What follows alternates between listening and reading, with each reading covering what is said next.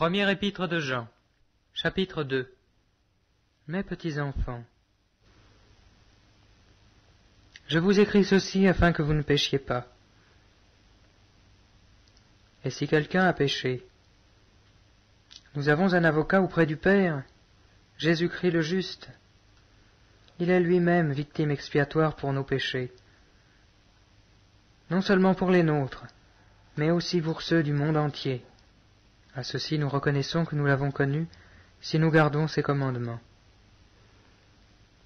Celui qui dit « je l'ai connu » et qui ne garde pas ses commandements est un menteur, et la vérité n'est pas en lui. Mais celui qui garde sa parole, l'amour de Dieu est vraiment parfait en lui. À ceci nous reconnaissons que nous sommes en lui. Celui qui déclare demeurer en lui doit aussi marcher comme lui, le Seigneur, a marché. Bien-aimés, ce n'est pas un commandement nouveau que je vous écris, mais un commandement ancien que vous avez entendu dès le commencement. Ce commandement ancien, c'est la parole que vous avez entendue. D'autre part, c'est un commandement nouveau que je vous écris. Ceci est vrai pour lui et pour vous, car les ténèbres passent et la lumière véritable brille déjà. Celui qui prétend être dans la lumière, tout en haïssant son frère, est encore dans les ténèbres. Celui qui aime son frère demeure dans la lumière et ne risque pas de tomber. Mais celui qui a de la haine pour son frère est dans les ténèbres. Il marche dans les ténèbres et ne sait où il va parce que les ténèbres ont rendu ses yeux aveugles. Je vous écris, petits enfants, parce que vos péchés vous sont pardonnés à cause de son nom. Je vous écris, Père, parce que vous avez connu celui qui est dès le commencement. Je vous écris, jeunes gens, parce que vous avez vaincu le malin. Je vous ai écrit, jeunes enfants, parce que vous avez connu le Père. Je vous ai écrit, Père, parce que vous avez connu celui qui est dès le commencement. Je vous ai écrit, jeunes gens, parce que vous êtes forts, que la parole de Dieu demeure en vous et que vous avez vaincu le malin. N'aimez pas le monde, ni ce qui est dans le monde. Si quelqu'un aime le monde, l'amour du Père n'est pas en lui.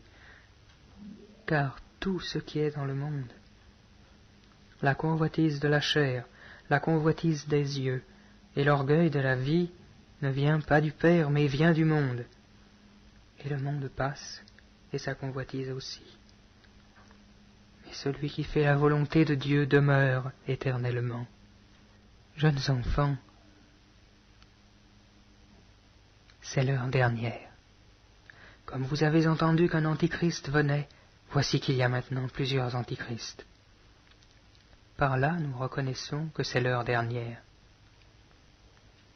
Ils sont sortis de chez nous, mais ils n'étaient pas des nôtres. Car s'ils avaient été des nôtres, ils seraient demeurés avec nous. Mais de la sorte, il est manifeste que tous ne sont pas des nôtres.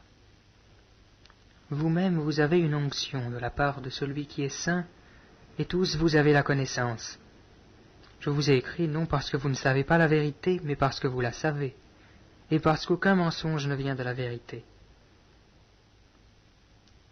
Qui est le menteur? Sinon, celui qui nie que Jésus est le Christ. Celui-là est l'Antichrist, qui nie le Père et le Fils. Quiconque nie le Fils n'a pas non plus le Père. Celui qui confesse le Fils a aussi le Père. Pour vous, ce que vous avez entendu dès le commencement doit demeurer en vous. Si ce que vous avez entendu dès le commencement demeure en vous, vous demeurerez, vous aussi, dans le Fils et dans le Père. Et voici la promesse qu'il nous a faite, la vie éternelle. Je vous ai écrit ceci au sujet de ceux qui vous séduisent. Pour vous, l'onction que vous avez reçue de lui demeure en vous et vous n'avez pas besoin qu'on vous enseigne.